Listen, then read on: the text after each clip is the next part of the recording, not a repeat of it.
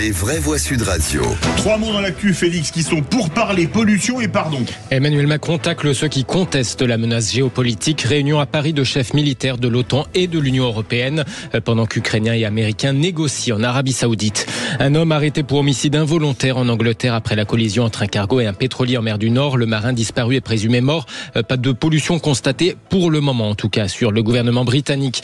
Et puis, il n'y a pas eu de chasse à l'homme dans l'affaire Julien Bayou, assure Sandrine Rousseau sur Sud Radio. Pas d'excuses pour l'ancien dirigeant du Parti écologiste, écarté suite à sa dénonciation avant d'être finalement innocenté par la justice. Les vraies voix Sud Radio. Des discussions au sommet à Paris et à Djeddah. Le président ukrainien Zelensky est arrivé en Arabie Saoudite où une délégation justement ukrainienne doit négocier avec les Américains sur les conditions d'une éventuelle trêve avec la Russie. Moscou, où les frappes de drones ukrainiennes ont fait 3 morts la nuit dernière en réplique au bombardement meurtrier de l'armée russe sur l'Ukraine ces derniers jours. De son côté, le président Macron reçoit à Paris les chefs militaires de 30 pays de l'OTAN et de l'Union européenne. Mais avant ça, tout à l'heure, il inaugurait à Saint-Ouen le futur siège de la Direction générale de la sécurité intérieure. L'occasion de répondre à ceux qui l'accusent de dramatiser la menace russe. J'entendais dans les débats ces derniers jours des gens qui en quelque sorte remettaient en cause la menace géopolitique. Le président de la République inventerait la menace russe. La vraie menace, c'est le terrorisme. Parfois ils ont d'autres obsessions même.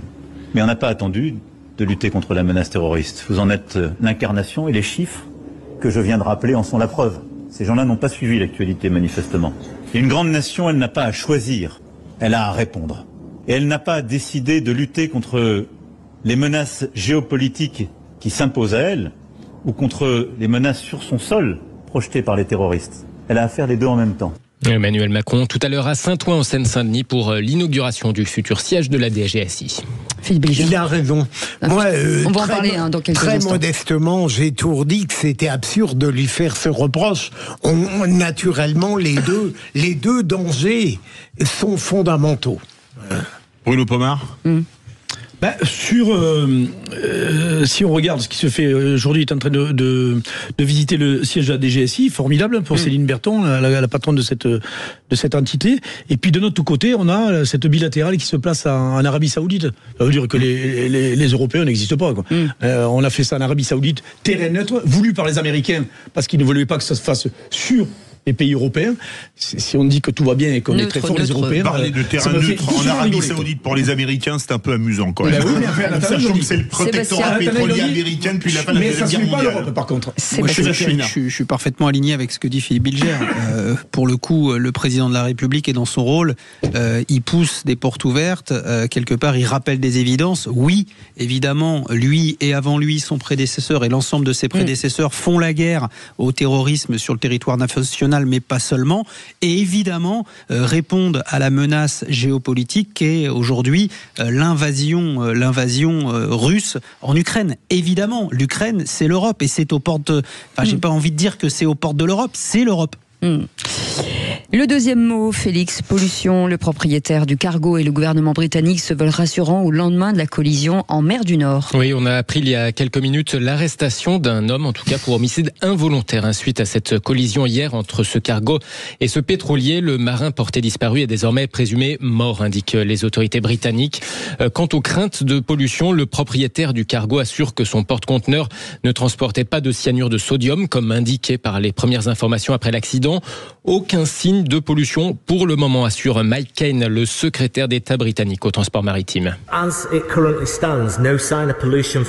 Je peux informer la Chambre qu'en l'état actuel des choses, aucun signe de pollution par les navires n'a été observé pour l'instant, mais une surveillance est en place. Si la situation devait changer, des moyens seraient mis en place, assure le secrétaire d'État au transport maritime McCain devant le Parlement britannique. Il reste quand même prudent, pas de pollution pour le moment, il le précise bien. C'est quand même hallucinant rapidement. Un bateau de 150 mètres, un de 180 mètres qui ont des radars qui se percutent en plein milieu de la mer, c'est pas fou? Ah ben c'est énorme. Oui, non mais franchement, on fait la séminaire. C'est la faute d'Elon Musk. Ouais. C'est vite. Il a coupé Starlink. C'est ça. Allez, troisième mot. Pardon, hors de question pour Sandrine Rousseau de s'excuser auprès de Julien Bayou. L'ancien dirigeant d'Europe Écologie Les Verts avait été écarté suite aux accusations télévisées de Sandrine Rousseau. Finalement, innocenté par la justice, mais il a entre-temps perdu perdu ses mandats, ses fonctions politiques et il accuse Sandrine Rousseau d'avoir brisé sa carrière.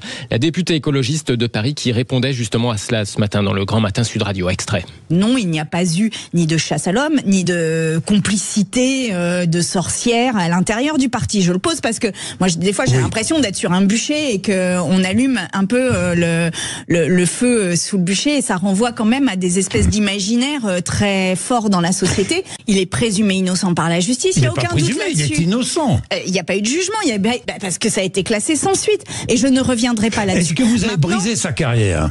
Non mais je n'ai rien brisé du tout, ça suffit. Rien vous lui demandez pardon ce matin? Certainement pas. Certainement pas.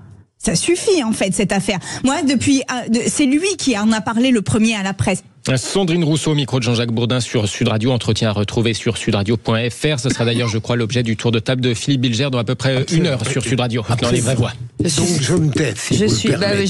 Moi je suis scandalisé par cette déclaration. Se comparer à Jeanne d'Arc, c'est pas un peu outrancier quand même en disant qu'elle est au bûcher. Moi je me dis là c'est la nouvelle Jeanne d'Arc. C'est cet homme politique qui était quand même l'une des figures montantes de la vie politique française. Elles l'ont cramé vivant. Voilà, elles lui ont volé. De dire présumé innocent. Non, mais c'est pas.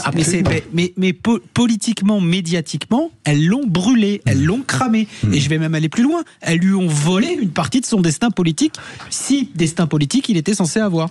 À répéter toute la journée des choses qui sont fausses, et les filles sont très forts là-dessus, et les écolos, en particulier elle, qui est quand même une radicale dans le domaine, ils arrivent à en faire presque des vérités, c'est ça et ça fait sérieusement peur. Ces gens-là ne se remettent pas en question du tout. Elle serait sortie tellement grandie de dire... mais elle est marginalisée, elle est de plus en plus marginalisée quand on regarde bien. Mais en 1792 ou 94, cet homme politique aurait été guillotiné. Guillotiné. Clairement. Oui, avec les Fouquier-Tinville et Saint-Just de l'époque. Content de ne pas être à ce moment-là vivant. Oui. Merci beaucoup Félix Mathieu, bien sûr, vous restez avec nous.